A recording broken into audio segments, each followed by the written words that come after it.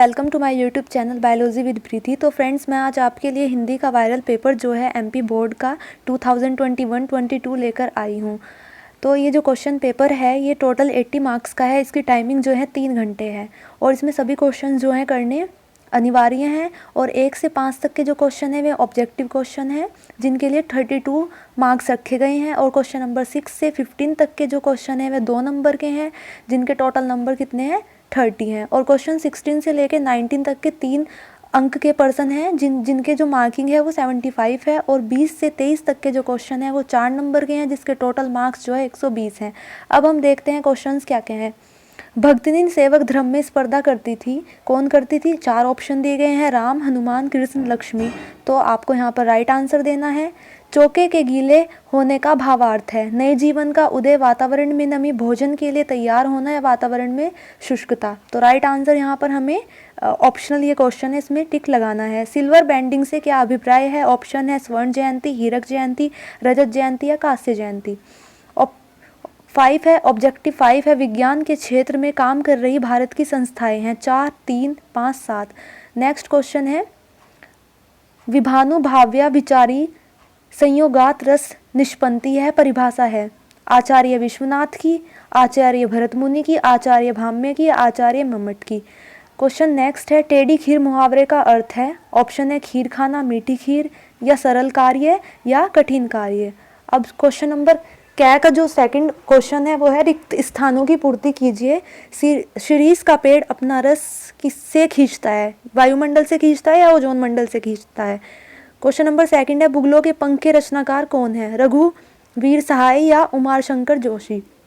Next देख लेते हैं कुटीकरण को क्या भी कहते हैं? एनोकोडिंग कहते हैं, आउटकोडिंग कहते हैं। आनंदा की पाठशाला से लगती थी 10 बजे या 11 बजे। नेक्स्ट क्वेश्चन है अच्छे विद्यार्थी परिश्रमी होते हैं, यह वाक्य है किस क्या है?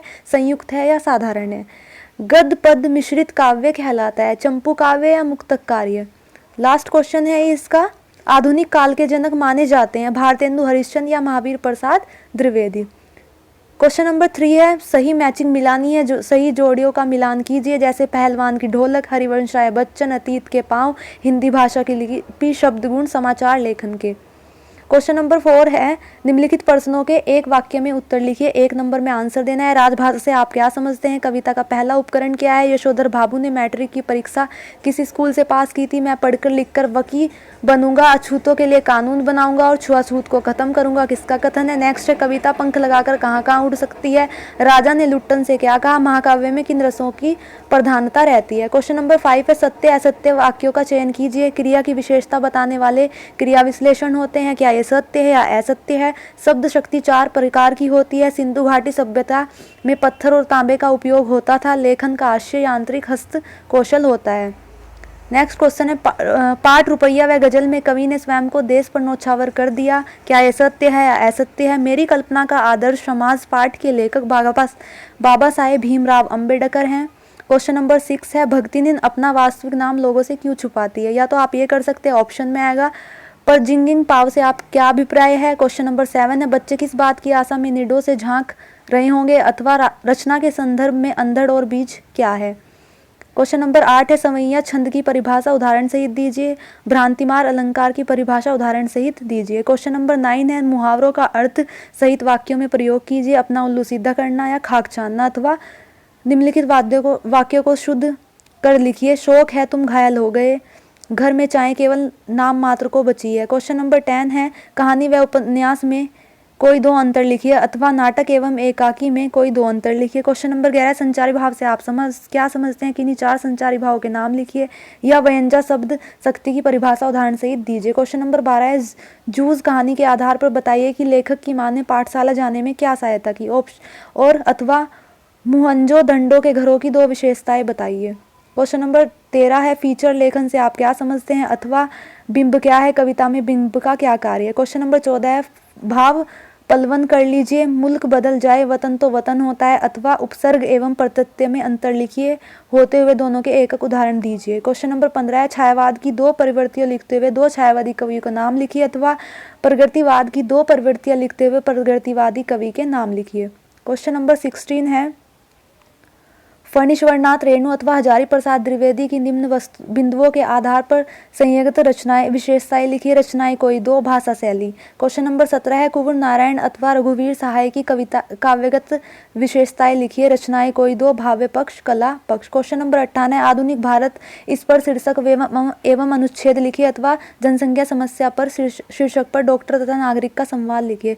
क्वेश्चन नंबर 19 है लिखित अपठित गद्यांश पठित गद्यांश के प्रश्नों के उत्तर दीजिए। तो आपको एक पैराग्राफ दिया जाएगा, आपको इसके आंसर देने हैं। जैसे क्वेश्चन है इस गद्यांश का उचित शीर्षक लिखिए।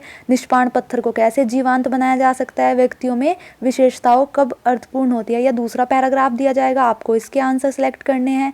उपयुक्त पद्यांश का शीर्षक लिखिए। किस सृष्टि का चित्र कहाँ अंकित करना होता है। कवि किसको आजमाने की बात करता है।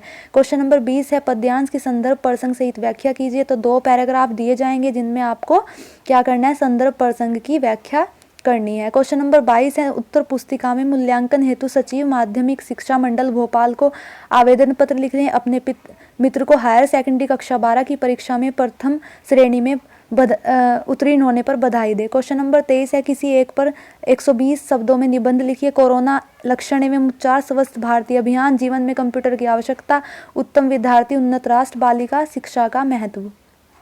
तो ये क्वेश्चन पेपर है, वायरल पेपर है, क्वेश्चन पेपर है हिंदी का। तो अगर आपको वीडियो अच्छी लगे तो मेरे चैनल को सब्सक्राइब, वीडियो को लाइक और शेयर करना ना भूलें। Thank you.